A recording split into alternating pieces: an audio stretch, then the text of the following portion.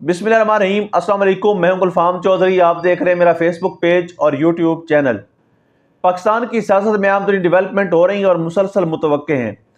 इस सिलसिले में हमारे साथ मौजूद हैं डॉक्टर शहबाज गिल साहब। तो उन्होंने कुछ आम तरीन इंकशाफात भी किए हैं और उनकी आने वाली वीडियो रिसेंटली मोस्ट इम्पोर्टेंट और इंफॉर्मेटिव वीडियो है। आइए पहले उनकी बात सुनते हैं, फिर उस पर बात करते हैं। ऊपर से वो जो करोड़ों रुपए का रंग हुआ है वो भी उतर जाता, तो मेरा ख्याल है कि बाजी का भी तरा निकल जाता और आप लोगों का भी निकल जाता। अब ये जो बड़ी इंटरेस्टिंग स्टोरी है, ये अब इस पर 10 करोड़ लगे या 15 लगे या कम लगे, जितने भी लगे, मुझे एग्जैक्टली पैसों का नहीं पता, लेकिन ये मुझे पता है कि ज़हीम लगारी नामी सहाफ़ी ने इसकी खबर दी थी और उसको उठा लिया गया था, उसको गायब कर दिया गया था। उसने यही कहा था कि करप्शन हुई है और ये गैर ज़रूरी पैसा लगा और ये करोड़ों रुपया ख़राब हुआ है। उस बेचारे को उठा लिया गया, 8-10 दिन उस पर तशद्दुद होता रहा, उसे उठाए रखा गया। लेकिन अल्लाह की करनी हुई कि पहली बारिश पड़ी और ज़हीम लगारी दुरुस्त साबित हुआ। जो इस सड़क के ऊपर पुराना पेंट हुआ था, मीन वही सफ़ेद लाइनें लगी हुई थी, दूसरी चीज़ें वो रह गई। जो बाजी मरियम ने काम करवाया, ग्रीन उसके ऊपर पेंट करवाया, वो सब धुल गया। अब ये हमारी समझ से बाहर है कि ये ग्रीन किस किस चीज़ से बाजी ने ये पेंट करवाया था, कौन सी चीज़, को नीम के पत्तों को कहीं पीस के तो उनके पानी के साथ तो रंग नहीं किया, क्योंकि किसी भी तरह का अगर चूना भी लगाया हो बाजी ने, मतलब वैसे तो एक मुहावरा है चूना लगा दिया, लेकिन यहाँ पर अगर चूना भी लगाया हो लाहौर वालों को रंग डाल के ग्रीन कलर का, तो फिर भी चूना भी कम से कम एक बारिश से तो ऐसे नहीं धुलता। ये बाजी जाने और बाजी का काम जाने कि ये बाजी ने असल किस किस्म का मेकअप किया था इस रोड के ऊपर, जो पहली बारिश के बाद ही सारे का सारा जो है वो फारिग हो गया। अब ये जो फिरोजपुर रोड है, इससे सब्ज रंग तो धुल गया, लेकिन साथ साथ इस प्रोजेक्ट के ऊपर जो करप्शन हुई है, मतलब कि करोड़ों का ये जो प्रोजेक्ट है, ये भी अब बारिश से एक्सपोज हो गया है। और पंजाब में जो सब कुछ दिखावा और सारी जो फुलझड़ियाँ और सारी आड़ियाँ जाड़ियाँ हैं, वो आपको पता है कि सबकी सब सोशल मीडिया पे हैं, वो भी आपके सामने आ गई। अच्छा, अब अगली खबर की तरफ चलते हैं। अगली खबर जो है वो वज़ीर ख़जाना मोहम्मद औरंगज़ेब, जी हाँ, औरंगज़ेब औरी जो है वो आपके वज़ीर ख़जाना है और उनको लाए हैं चौधरी निज़ामुद्दीन। अच्छा, चौधरी साहब जो है वो वज़ीर ख़जाना का ओहदा हमेशा अपने पास रखना चाहते हैं, ये आप ज़हन में रखिएगा। कोई भी हुकूमत हो, वो वज़ीर ख़जाना अपनी मर्ज़ी का लगाना चाहते हैं, क्योंकि उन्हीं के पास सारा माल पानी होता है, उन्हीं से पैसे लेने होते हैं, उन्हीं ने फंड्स देने होते हैं, इसलिए कि चौधरी साहब इस चीज़ का कोई रिस्क नहीं लेते। अब जो औरंगज़ेब साहब हैं वो कहते हैं कि हमारा मुल्क जो है, हम एक मुल्क के तौर पर अपनी साख खो चुके हैं, मतलब कोई अब हम पर एतमाद करने, कोई फाइनेंशली, क्योंकि फाइनेंस मिनिस्टर है, वो कोई दिफाई बात तो नहीं करेंगे ना, कोई फौजी बात तो नहीं करेंगे, आल दो कि वो एक फौजी किस्म के वज़ीर ख़जाना है, मीन फौजी की आदत की तरफ से दिए हुए हैं, लेकिन बहरहाल वो बात तो फाइनेंशियल कर रहे हैं। वो कह रहे हैं मुल्क के तौर पर हम साख खो बैठे, हम अपनी रेपुटेशन खो बैठे, कोई हम पर अब यकीन करने को तैयार नहीं है, ये वो कह रहे हैं। लेकिन अब ज़रा फ्लिप कीजिए, उनको जो लाने वाले हैं वो ये कहते हैं कि डिफ़ॉल्ट की बातें करने वाले कहाँ हैं। DGSPR ने कहा था कि वो जो डिफ़ॉल्ट की बातें करते हैं वो कहाँ हैं, देखें मुल्क तरक्की कर रहा है। उसके साथ साथ याद कीजिए कि हाल ही में जब बाजी मरियम, आपको याद होगा हमने बताया था, जब रजब तैयब अर्दगान आए थे तो बाजी ने एक ही दिन में 3 फंक्शन अटेंड किए थे, 3 ही माशाल्लाह जोड़े पहने थे, 3 ही दफ़ा हमारी बहन तैयार हुई थी। तो वो जो वज़ीर आज़म हाउस में जहाँ वो पहुंची थी, वहाँ पर वो भी थी, वज़ीर आज़म भी थे और वहाँ पर आर्मी चीफ भी मौजूद थे। वहाँ पर बाजी ने एक हाजन साहबा, जो बाजी के हाथ की घड़ी हैं, बाजी उन्हें इस्तेमाल करती हैं जहाँ उनका दिल करता है, और बाजी ने, ये मेरा तज्जिया है ज़ाहिर है, और बाजी ने उनको वहाँ पर लॉन्च किया और उनसे एक सवाल पूछवाया। अब ज़रा गौर कीजिए, आम किसी सहाफ़ी की जरूरत नहीं है कि वो आर्मी चीफ से ये सवाल करे, और इससे पहले कभी आर्मी चीफ की ऐसी कोई बात रिपोर्ट भी नहीं हुई इन सारे सालों में।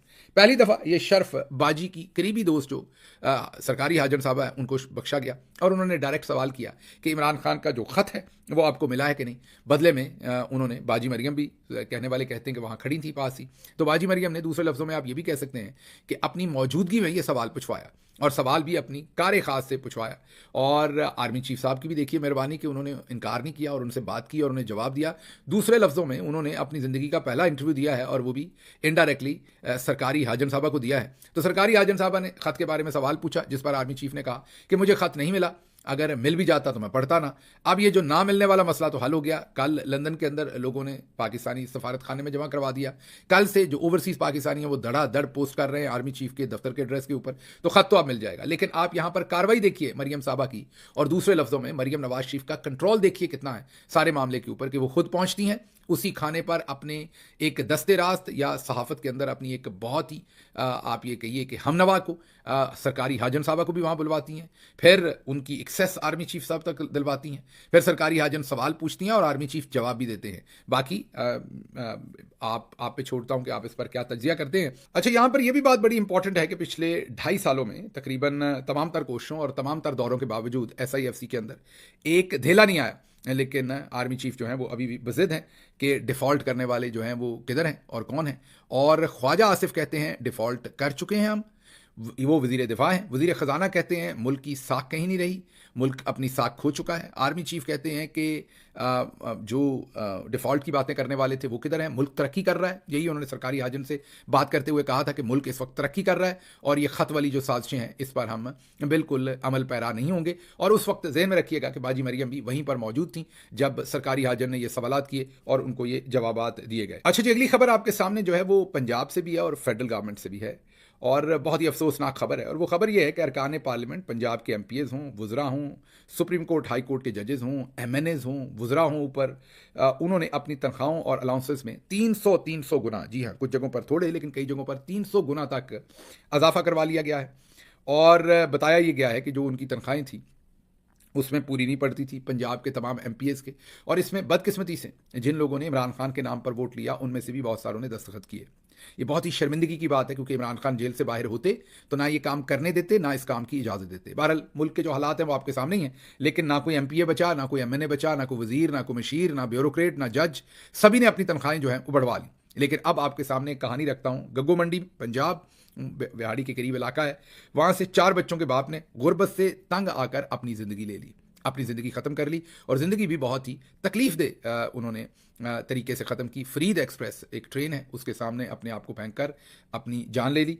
और मोहल्ले के लोग जब घर पर मौत की इतला देने गए तो उनकी बीवी जो है वो 4 बच्चों को घर पे छोड़ के खेतों में मजदूरी कर रही थी। तो एक तरफ ये वो गरीब लोग हैं जिनको ये नहीं पता कि 2 वक्त की रोटी कहाँ से मिलनी है, और दूसरी तरफ हमारी अशराफिया है। और जो अशराफिया नहीं भी हैं, अशराफिया में शामिल हो रहे हैं। कोई पहली दफ़ा जैसे खंभों को वोट पड़े हैं, कोई खंभा पहली दफ़ा अगर ऊपर वाली असेंबली में या नीचे वाली असेंबली में पहुंचा है तो वो भी अब अपने आप को अशराफिया ही समझता है। वो भी बिल्कुल समझता है या समझती है, वो भी बिल्कुल गरीब आदमी के साथ खड़े होने को इस वक्त तैयार नहीं है। अच्छा जी, अगली खबर जो है वो बारखान से है।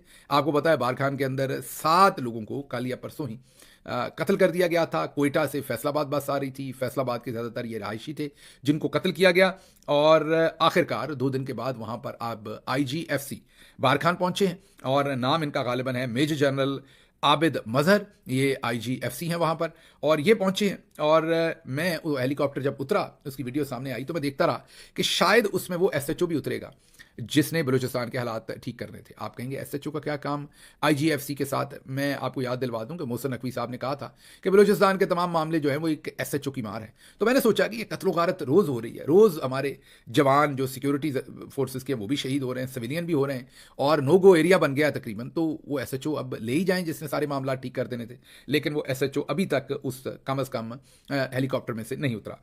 अगली खबर आपके सामने रखेंगे जी कि पंजाब में जो पिछला साल गुजरा है, 2024 की बात हम कर रहे हैं, उसमें 70,000 मुकदमात खवातीन के साथ ज्यादती के दर्ज किए गए। कितने जी? 70,000 मुकदमात खवातीन के साथ ज्यादती के दर्ज किए गए। सजा कितना? जी बिल्कुल, जिस तरह से आपने डॉक्टर शहबाज गिल साहब को सुना, उन्होंने बताया कि पाकिस्तान की सियासत में कितनी ज़्यादा तब्दीलियाँ मुतवक्के हैं और इंटरनेशनल सतह पर जो वाशिंगटन DC है और डोनाल्ड ट्रंप की हुकूमत के हवाले से कुछ आम तरीन चीज़ें हैं वो भी उन्होंने शेयर की। अब तक इतना ही। अल्लाह पाक वतन अजीज़ का हामी और नासिर हो। पाकिस्तान जिंदाबाद।